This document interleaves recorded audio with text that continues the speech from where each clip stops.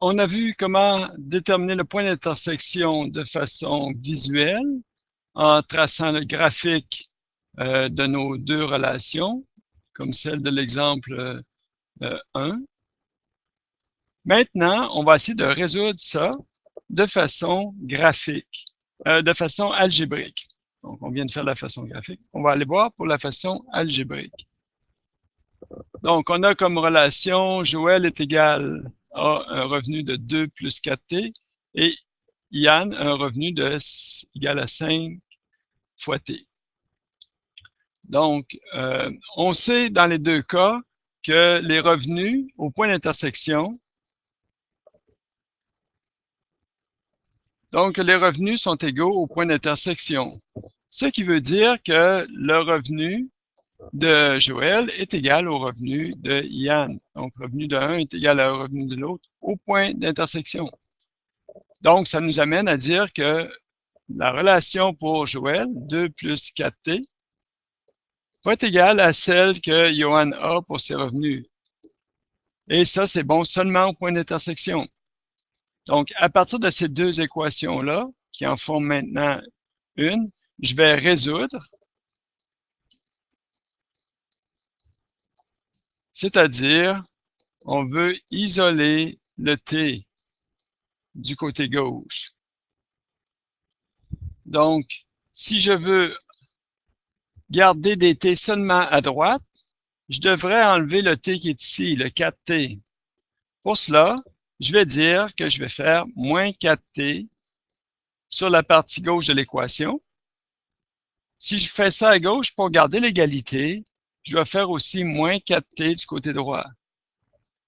Donc, on va obtenir du côté gauche le 2, c'est tout ce qui me reste. 4t moins 4t, ça fait plus de t. Et à droite, on a 5t auquel on enlève 4t. Il va me rester 1t ou t. Donc, je viens de résoudre ou de trouver l'intersection. Ça va se situer lorsque t égale à 2. Donc, Joël et Yann auront le même revenu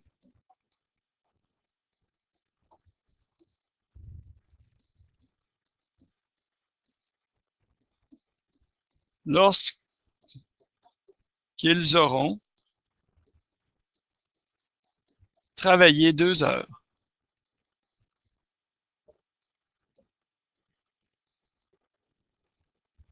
Ensuite, on peut se demander, c'est quoi le revenu de Joël et Yann à ce moment-là? Donc, quel est leur revenu? Donc, au point d'intersection, après 2 heures. Donc, à 2 heures de travail. Ce qu'on va faire, on va rentrer la valeur t qu'on a trouvée, 2 heures, dans chacune des équations du revenu. Donc, pour Joël, c'est 2 plus 4 fois t. Ça va nous donner 2 plus 4 fois la valeur de t qui est 2. Donc, pour Joël, je vais avoir un revenu de 2 plus 8 ou 10 $. Et pour Yann, le revenu qui est supposé être le même, c'est un point d'intersection.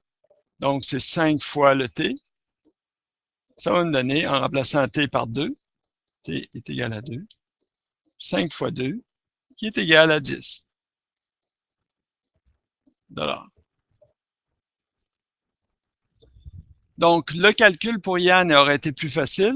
Dans ce cas-ci, le calcul pour Yann, c'est une vérification que mon point est bien le point d'intersection qui donne les mêmes valeurs. Donc, la vérification me dit ici, oui, c'est OK, parce que j'ai la même valeur que pour Joël.